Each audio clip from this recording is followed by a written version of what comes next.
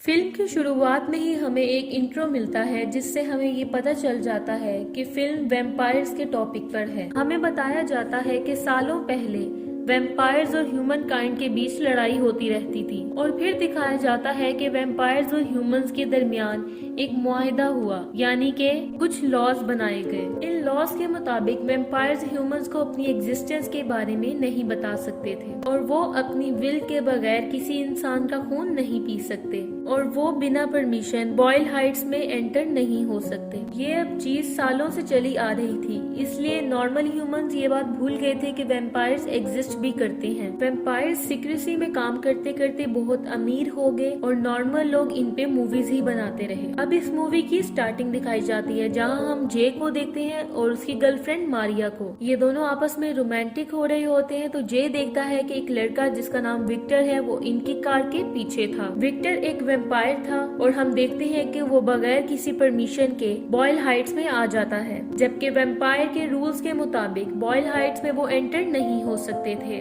लेकिन विक्टर फिर भी एंटर हुआ। तो फिर जो जे होता है वो मारिया के साथ अपने लोगों को सारी इन्फॉर्मेशन देने के लिए जाता है, लेकिन वहाँ जितने भी जे के लोग होते हैं वो मारे जा चुके होते हैं। विक्टर मारिया पे भी अटैक कर देता है और बाद में वो उसको भी वहाँ से ले जाता है। अब हमें एक सीन दिखाया जाता है जिसमें बैनी नामी लड़का होता है, वो जे का छोटा भाई होता है। बैनी अभी कॉलेज में स्टडी कर रहा होता है और वो अपनी ग्रैनी के साथ रहता है। बैनी जे को घर में कुछ चीजें कलेक्ट करते हुए देखता है, जिस पर वो जे से पूछता है कि आप कहाँ जा रहे हैं, लेकिन जे उसको कुछ भी नहीं बताता। उसके बाद हम देखते हैं कि बैनी जे को उसके बिहाफ पे एक रात के लिए शॉफर बनने के लिए राजी कर लेता है। इस तरह बैनी कुछ अर्निंग कर लेता और इस तरह उसको प्रीमियम कार चलाने का भी मौका मिल जाना था। शाम के वक्त बैनी क्लाइंट की लोकेशन पर ठीक वक्त पे पहुंच जाता है, लेकिन उनको वो अपना नाम जे बताता है, बैनी नहीं बताता। उसके बाद हम देखते हैं कि जे की क्लाइंट्स जो कि जोई और ब्लेयर होती हैं, वो दोनों लड़कियां होती हैं और बैनी को दो पार्टीज की लोकेशंस बताती हैं और वहीं जाने के लिए कहती हैं। उनमें से जो जोई होती है वो कहती है कि ये पांचों लोकेशन मुझे सुबह से पहले तक कवर करनी है। तो पहली लोकेशन में ये दोनों जाती हैं और वहाँ रेड कॉइन के यूज से ये लोग एंटर हो जाती हैं। बैनी बाहर कार में उनका वेट कर रहा होता है। फिर बैनी को वहीं पे थोड़ी सी करीब में जाके रेड कॉइन मिल जाता है। उसके बाद वो देखता है कि जोई और ब्लेयर वहाँ से वापस आ रहे होते हैं। उसके बाद बैनी इन्हें सेकंड पार्टी की लोकेशन पर ले जाता है। वहाँ पे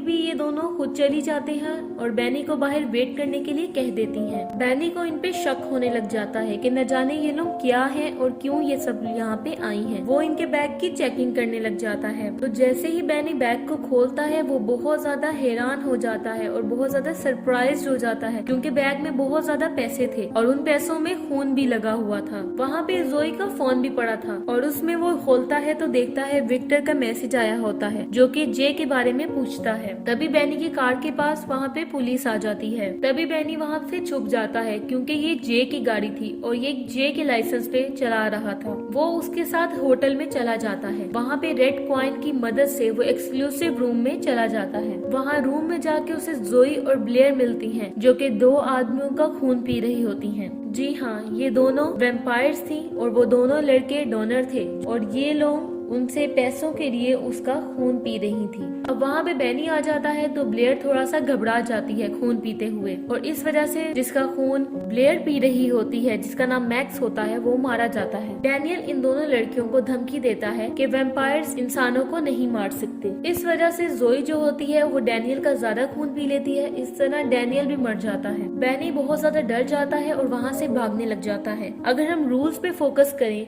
तो रूल्स के मुताबिक जोई और ब्लेयर ने जो भी किया था वो रूल्स के अगेंस्ट था। नीचे आके बैनी ऑफिसर को सब कुछ बताने की कोशिश करता है। ऑफिसर उसे कहते हैं कि वो ये सब कुछ जानते थे और वो वैम्पायर्स के ही साथी हैं, इसलिए वो उसको बैनी को अरेस्ट करते हैं। फिर वहाँ पे जोई और ब्लेयर आ जाती हैं और वो ऑफिसर से कहती हैं कि बैनी को छोड़ दें और वहाँ पे बैनी उनको बताता है कि उसका नाम जे नहीं है, वो बैनी है, जे उसका बड़ा भाई है। अब वो लोग बैनी से कार ड्राइव करने के लिए कहते हैं। अब हम देखते हैं कि ब्लेयर जो होती है वो बैनी की तरफ अट्रैक्ट हो रही होती है, जबकि जोई जो होती है वो बहुत रूड होती है, जिसे किसी में भी कोई भी इंटरेस्ट नहीं होता। दूसरी तरफ जे अपनी टीम को इकट्ठा करता है ताकि वो वेम्पायर्स को पकड़ सके। जब विक्टर ने बॉयल हाइट्स में एंटर हुआ और जे की गर्लफ्रेंड पे अटैक किया था तो वहीं पे ह्यूमंस और वेम्पायर के दरमियान के लॉज खत्म हो चुके थे और जे अब विक्टर की तलाश में था। और शायद इसी वजह से, क्योंकि लॉ खत्म हो चुका था, इसी वजह से जोई और ब्लेयर ने उन लोगों को मार दिया था, क्योंकि जोई के फोन पे विक्टर का मैसेज आ रहा था विच मीन्स कि ये दोनों गर्लफ्रेंड और बॉयफ्रेंड थे। यहाँ अब हमें विक्टर का घर दिखाया जाता है, जहाँ दिखाया जाता है कि बहुत से लोगों को विक्टर ने कैद किया होता है और पाइप उनके गले में लगाया होता है जिसके थ्रू वो उनका ब्लड ले रहा होता है। इस पॉइंट में हमें पता चलता है कि इस शहर को 5 बॉस चला रहे हैं जो कि वेम्पायर्स होते हैं और विक्टर उनका मिडल मैनेजमेंट है और वो वेम्पायर कम्युनिटी का मैनेजर था। यहाँ पे विक्टर ग्रेस नामी बॉस के घर जाता है। वहाँ ग्रेस और उसके साथ ईवा होती है, जिनका कहना ये होता है कि विक्टर की वजह से वो लॉ खत्म हुआ और इसलिए वो कहते हैं कि अब विक्टर को मरना होगा, क्योंकि हम लोग बहुत आलीशान जिंदगी गुजार रहे थे पहले, लेकिन आज विक्टर की वजह से उनसे उनका सब कुछ छिन सकता है। लेकिन हम देखते हैं कि विक्टर ईवा और ग्रेस को ही मार देता है। असल में विक्टर इन लॉज वाले सिस्टम से बहुत तंग आ गया था, इसीलिए उसने सब कुछ किया था। जोई और ब्लेयर विक्टर के ही पार्टनर थे जो कि इसी के कहने की वजह से बॉसेस को मार रहे थे। इस प्लान के लिए विक्टर ने जे से पास्ट में हाथ मिलाने की कोशिश भी की थी, जिस पर जे ने मना कर दिया था, इसलिए उसने जे के बंदे और उसकी गर्लफ्रेंड पर हमला किया था। विक्टर के प्लान में जे को मारना भी था, लेकिन जे की जगह वहाँ बैनी आ गया था। इस पॉइंट पे जोई और ब्लेयर ने 2 बॉसेस को मार दिया था और विक्टर ने 1 बॉस को। इसका मतलब था कि 2 बॉस अभी भी रहते थे।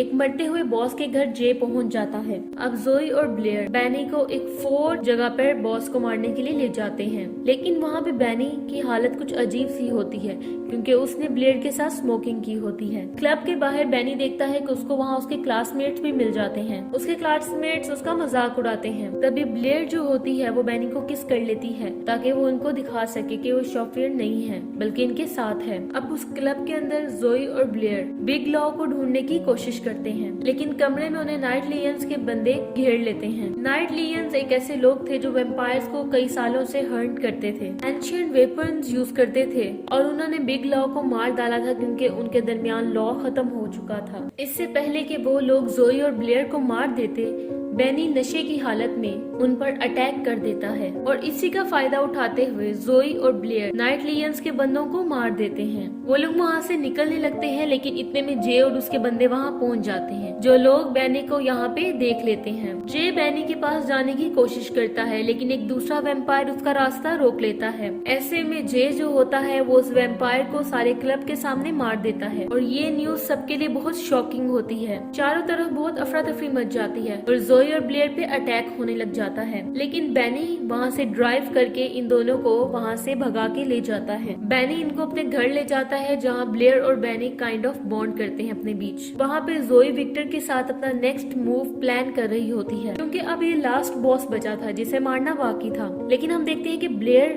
बैनी में इंटरेस्टेड होती है। दूसरी तरफ ऑफिसर जे को बताते हैं कि विक्टर उनसे रोसोपोड़ो में मिलना चाहता है। जैसे ही जे वहां पहुंचता है तो विक्टर उसे अपनी जीत का ऐलान करता है। विक्टर जे की गर्लफ्रेंड के बारे में कुछ बोलता है जिसकी वजह से उन दोनों के बीच लड़ाई हो जाती है और हम देखते हैं कि इस लड़ाई के बाद जे विक्टर को शूट करने के बावजूद मार नहीं पाता क्योंकि विक्टर जो होता है वो वेम्पायर होता है और वेम्पायर इजीली हील कर जाते हैं। उसके बाद हम देखते हैं कि जोई और ब्लेयर बैनी के साथ लास्ट बॉस जिसका नाम रॉको होता है उससे मिलने के लिए जाते हैं। जोई रॉको को मारने के लिए वहाँ पे प्लान कर रही होती है, जबकि हम देखते हैं कि ब्लेयर और बैनी एक दूसरे के साथ लगे होते हैं। इनकी बातों के दौरान हमें पता चलता है कि जोई ने ब्लेयर को 70s के दौरान वेम्पायर में चेंज कर दिया था, जिसकी वजह से वो तब से साथ है इसके। जिस पर बैनी उसे बताता है कि उसका भाई जे उसका बहुत ख्याल रखता है और वो उसे मरने नहीं देगा। दूसरी तरफ हमें दिखाया जाता है कि जोई कि रोको और उसके आदमियों के साथ हाथापाई हो जाती है। ब्लेयर बहुत मुश्किल से जोई को वहाँ से बचाती है और दूसरी तरफ बैनी इनको कार में बिठा के ले जाता है। ये लोग बहुत इंजर्ड थे और सुबह होने वाली थी और अब ये लोग विक्टर के घर चले जाते हैं। ब्लेयर बैनी को मना करती है कि तुम अंदर ना आओ क्योंकि विक्टर तुम्हें मार देगा। उसके बाद जोई और ब्लेयर अंदर चली जाती हैं। बैनी कुछ देर तो बाहर रुकता है, लेकिन उसके बाद वो विक्टर के घर के अंदर चला जाता है। जब वो घर के अंदर जाता है तो उसको ढेर सारे ह्यूमंस मिलते हैं जो कि लॉक्ड होते हैं और उन पे ब्लड बैग लगा होता है। तो वो ही देख के बहुत हैरान हो जाता है और वो देखता है कि इन सब में उन लोगों ने जे को भी शामिल कर दिया होता है और वो जे को आजाद करने की सोचने लग जाता है।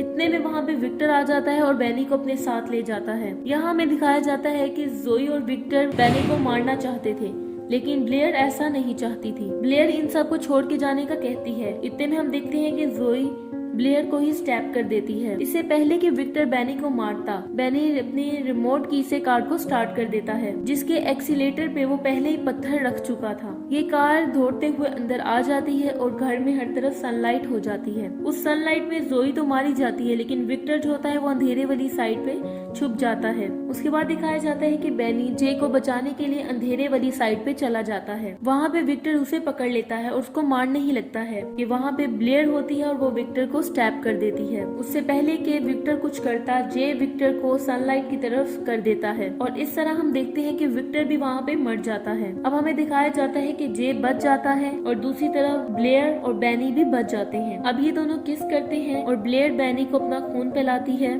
और बाइट भी करती है ताकि वो बेनी को वैम्पायर में कन्वर्ट कर सके। लेकिन हम देखते हैं कि बेनी पूरी तरह से वैम्पायर नहीं बना था, क्योंकि वो धूप में भी अपने हाथ रख पा रहा था। अगले दिन जे और बेनी मिलते हैं, जिसमें जे उसको कहता है कि ये ह्यूमंस और वैम्पायर की लड़ाई की अभी शुरुआत है और जिसमें सबको अपना एक एक साइड लेना होगा। इसलिए वो कहता है कि बेनी तुम भी अपनी एक साइड चूज कर लो। बेनी कहता है कि मैंने अपनी साइड चूज कर ली है। उसके बाद वो जो उसको बैग में पैसे मिलते हैं वो सारे जे को दे देता है। उसके बाद हम बेनी को देखते हैं कि वो एक लाइब्रेरी में होता है और उसके अंदर खून पीने की तलब हो रही होती है, जिसका मतलब ये होता है कि वो वैम्पायर बन चुका होता है। और मूवी के लास्ट सीन में दिखाया जाता है कि बेनी ब्लेयर के साथ गाड़ी में बैठ के चला जाता है। सो ये थी इस मूवी की स्टोरी। इसी के साथ हम देखते हैं कि मूवी एंड हो जाती है।